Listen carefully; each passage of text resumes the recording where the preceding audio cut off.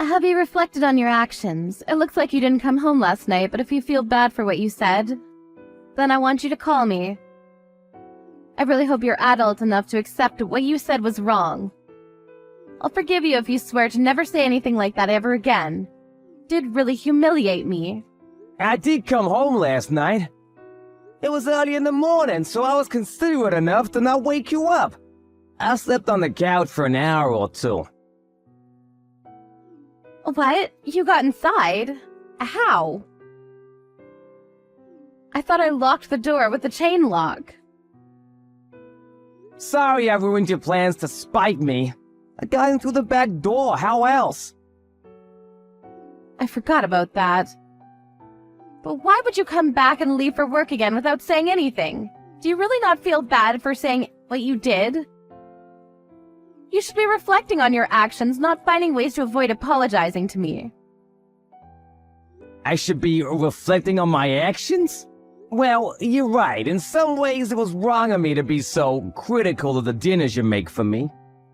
I shouldn't complain, since it's better than not getting anything at all, and I do feel bad. But you have to meet me halfway here. You can't honestly think that I'm completely in the wrong, Natalie. Why should I? You're in the wrong. I've asked you so many times to stop doing that with the food, but you still do it. I had enough, so I complained, so sue me. You just want to complain about my cooking skills. Your cooking skills were fine until recently. I had nothing to complain about up until now. But one day, all of a sudden, you started putting blue cheese in everything.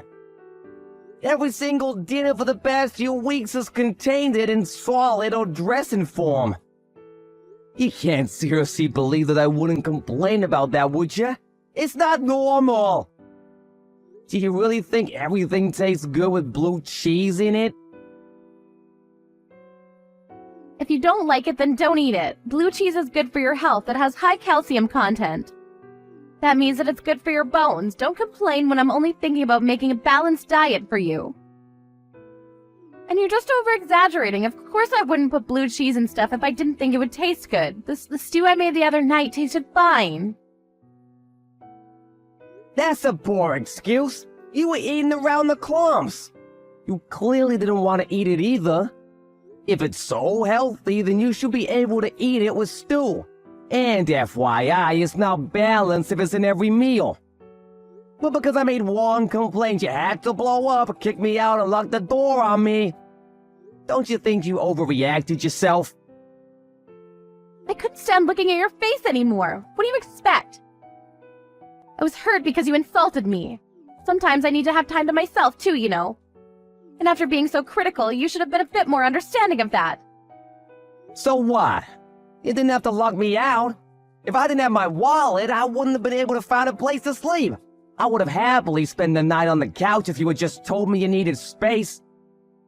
And I was only being honest about dinner because I've asked you to stop too many times. And I'm telling you, your brutal honesty is why I was so hurt. You're always complaining about my cooking. Go on and on about how this is wrong and that's no good, blah blah blah blah blah. If you hate eating the food I prepare for you that much, then why don't you leave and never come back? I don't have any complaints about your cooking. I love the food you make. Or the food you were making until you became so fond of blue cheese. I've told you over and over that I've had enough of it, but you still keep adding it to our dinners in some way. Do you remember when you put blue cheese on the curry you made a while ago? I told you I didn't like blue cheese. I don't think a lot of people do, so I thought you would understand. But you just keep putting it on our food. Then I guess that means that we don't have the same taste in food. Fine. You don't have to eat anything I make anymore. I won't force you to like what I like. Make your own dinner. Why do you have to be like that? Is it so hard to not add blue cheese to the meals you make? It's not like you really like it either. What did I do to deserve this? Did I piss you off? I don't understand why you keep on doing it. So I can only assume that you're doing it on purpose, and I thought you were being cute at first, but it's happened so much it's not funny anymore. Is that so? Because I kicked you out of the house? That's part of it, but I have other reasons too. Well, I might have overdone it if I put the chain lock on the door, but to be honest, I was so annoyed that I forgot I even locked it and went to bed. It's your fault that I couldn't even enjoy my evening bath. I only just realized that I hadn't unlocked it when you said you slept on the couch. But you're an adult, it's not like you'd die if you spent one night on the streets, right? And you had your wallet, so you were able to spend the night somewhere. Isn't that good enough? If you complain about my cooking one more time, you'll have an even bigger problem to think about. Do you understand? I think you're the one that has a bigger problem to think about right now. You left your phone in the living room last night. Really? So what if I did? Yeah, you did. And I saw all of the notifications you had from some guy. I think his name was Thomas Reed. What's that all about? What? Did you look at my phone? I can't believe you. You invaded my privacy. Your phone kept on going off. What was I supposed to do? And it's not my fault you made messages visible on your push notifications. Why was he saying that it was a shame that he didn't get to see you yesterday? Who is this guy? You seen him? Are you cheating on me? Why does it matter who he is? It's none of your business. Don't give me that crap. It affects me, and you're my wife, so of course it's my business. Tell me the truth. You're serving me blue cheese for every meal. You locked me out of my own house. And you're cheating on me? But I'm the bad guy for asking you not to put blue cheese on my food? I suspected that you were having an affair, but I thought I was being paranoid and decided not to do anything. I wanted to trust you, but now I know about him. I can only think that you were giving me blue cheese because you wanted to annoy me. Did you think that I would divorce you and that you'd be able to live happily ever after with your lover? Shut up. He's an important person to me. Don't talk about him like that. What? Are you being serious? When we got married, I thought that I was that important person. But I guess wedding vows mean nothing to you. Yeah, he's important to me. In comparison, you mean nothing. Since when have you been dating? How long have you been cheating on me? Since way before. He's my childhood friend. He knows me more than you do, and he's a lot more fun to spend time with. All you do is complain about my food, and I can't be with you anymore. He understands me, and I understand him. We were meant to be together, but you got in the way of that. Oh, really? It sounds like you've been cheating on me for a long time. It's already been 3 years since we got married, and in the beginning you were making dinners like a normal human being. So I suppose this really is the reason why you won't stop giving me blue cheese. Are you trying to say that I'm not a normal human being anymore? How rude can you get? You used to be really good at cooking.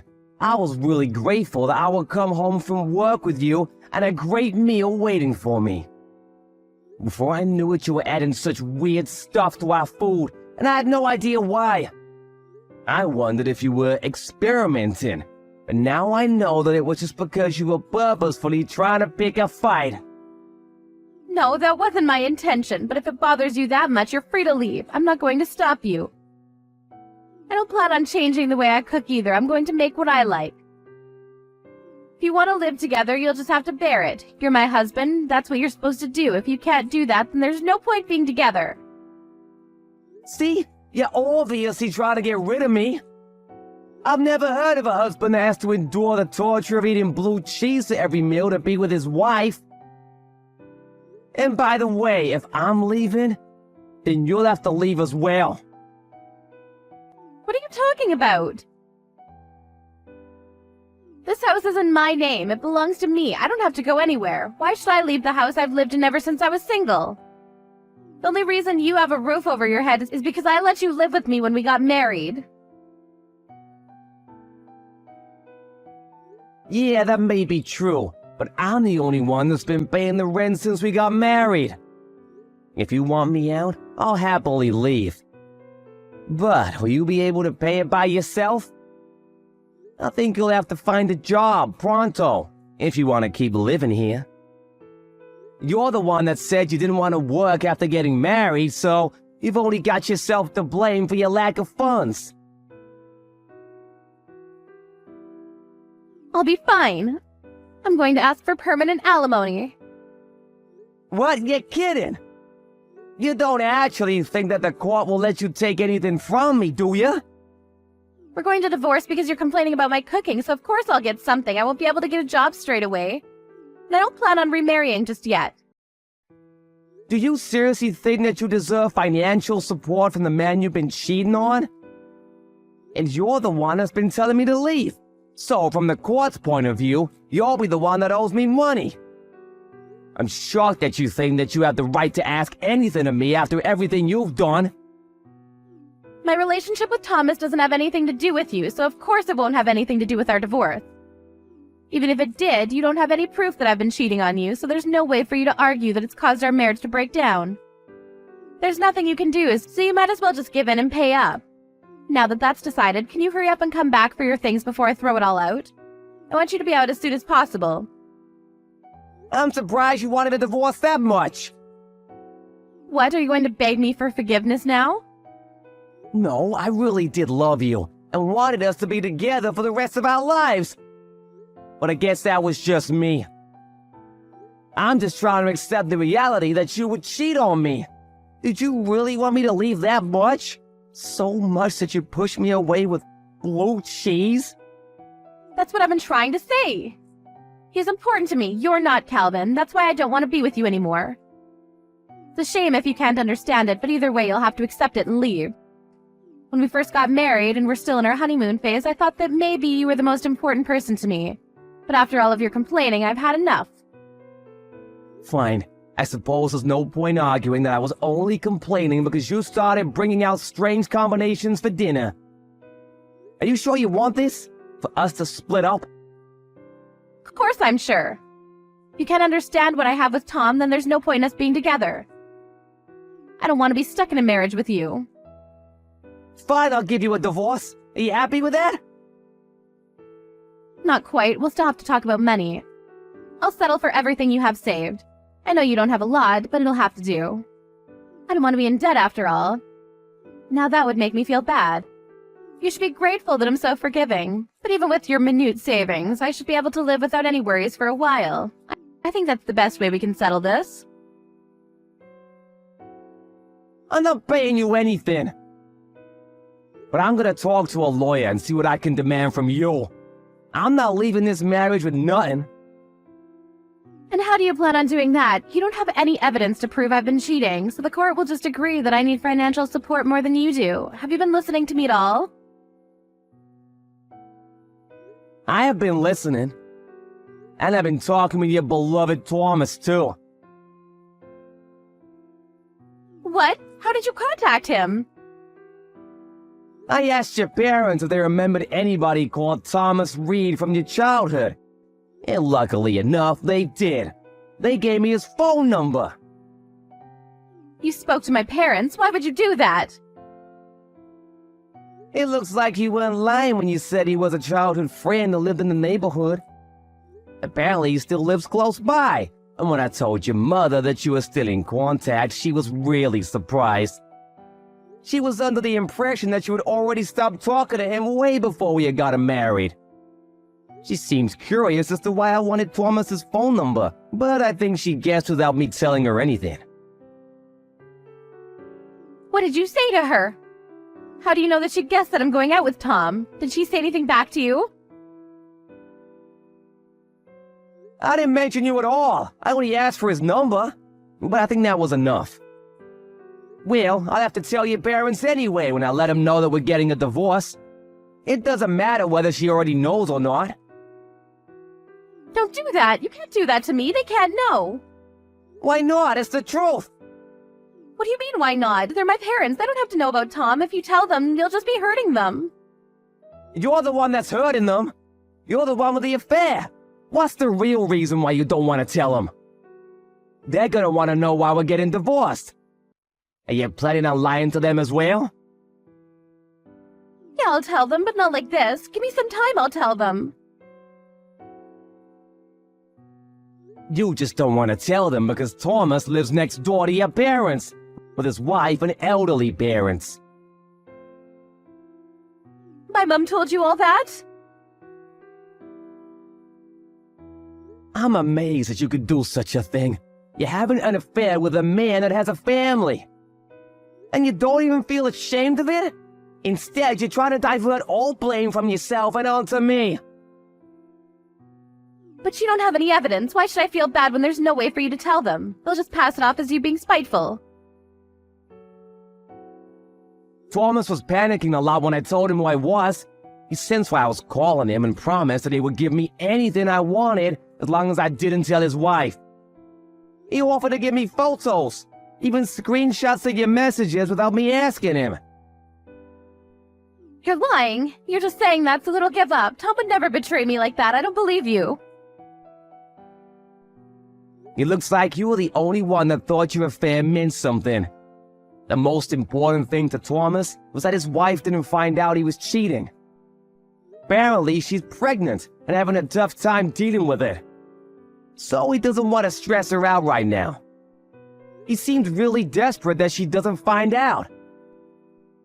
But he told me that he loves me more than he loves his wife. He's supposed to not care about his wife at all. He's just saying all of that because he's working in the company his wife's parents own. I know that he loves me. He just can't say anything because he might lose his job. He'll protect me when he has to. Are you sure about that? It didn't take him long to decide what his priorities were. He sold you out the second he found out what I wanted with him.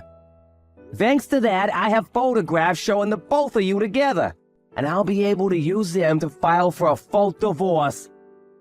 He cuffed up evidence without a problem, so I plan to keep my promise of not telling his wife. But I don't know what will happen if I tell your mother. She might go next door and tell Thomas's wife and parents what's happening between the two of you. You can't let that happen. Nothing good will come of that. You'll destroy a family. Please don't do that. Tom will hate me if that happens. He won't ever want to be with me ever again. I'll lose him.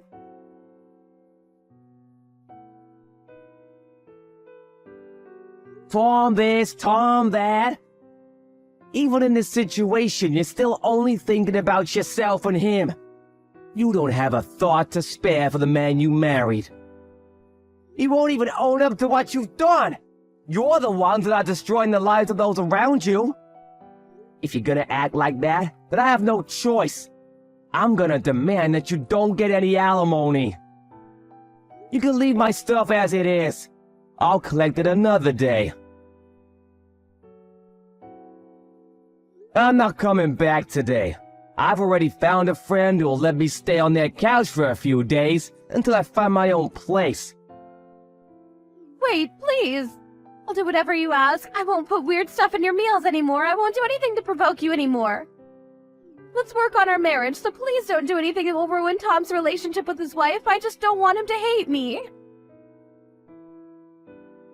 We're already way past that point. You cheated on me.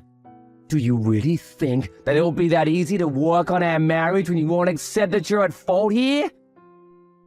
It's done. I've already spoken to your mother. Now, all you have to do is talk to my lawyer about preventing you from taking any more of my money. Our marriage is over, and you won't be able to leech off of me anymore. And your lover probably won't want to meet you ever again. But look on the bright side. At least you won't have to put in so much effort into thinking about how to annoy me with food. After hearing about the divorce and the reason that led to it from Calvin, Natalie's mother headed straight to the Reed's house next door to speak with Thomas and his wife. Just as expected.